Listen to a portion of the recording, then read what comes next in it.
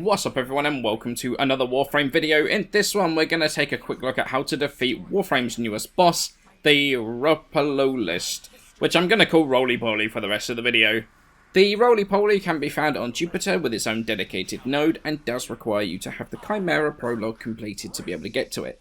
The boss fight honestly isn't that difficult once you've got it figured out, and once you can basically get it to stop randomly derping out for 15 minutes running in a circle.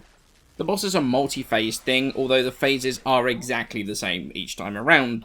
So let's talk about the mechanics then. You see 3 towers around the central arena with cables running to them. You can operate over to them by using the Void Dash, but occasionally the boss will disable your Tano powers and you'll just fall out of the air, if he does. The other way is to walk along these cables to the platform. While you're doing that, the boss will sit on the platform and will electrify up to 3 of the cables. Just jump over them to avoid the electricity, or else you're going to get knocked off. Once on the platform, the boss is going to take off and do a charged attack, which you need to try and direct at the tower, which will charge it up. You can see when the tower is charged because it is going to have like a bluish ring around it. After charging the tower, take Rolly Polly's shields down with your amp. I recommend a long-range amp here. My short-range one gives me quite a bit of problems with the boss repositioning out of range.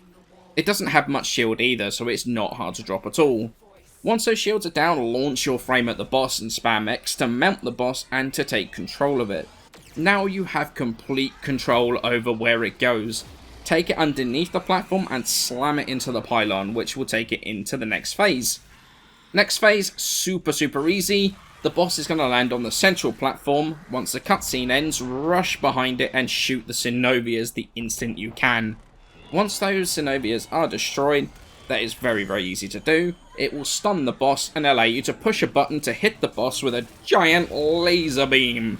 While you're doing this, amalgams are going to be spawning on the platform, so you can either deal with them, or if you're on a super tanky frame like in Ellis, you can just, well, ignore them. They do drop amalgam mods though, so it is a good way of grabbing those while you're farming your parts of Wisp. Then it's just a case of charging the next pillar, killing the second Synovia, hit the boss with the laser, charge the next pillar, shoot the boss itself this time to stun it, and then push the button to kill the boss and end the fight. During that last phase, you have to shoot the boss itself. You will have some proper sentient spawning in that you can kill if you wish, and you'll get the sentient things that drop from them, but there is no penalty to leaving them behind. And that's it. That's the whole boss fight. It's a pretty simple fight, but it's got some mechanics to it. One thing to be very careful of during the flying phase, you will see red lasers searching you out. Do not get hit by those. I've seen them one-shot fully maxed out chromas. I've been two-shot on my Anaras by them, so be very careful. You don't need specific frames for this fight as such, however, which is fantastic, which means no chroma requirement, thankfully. And well, that's that. I hope this short and sweet guide helps you to farm Wisp and those new amalgam weapon mods a little bit more effectively.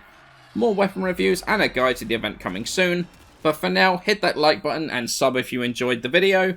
Many thanks for watching, and I shall see you in the next one.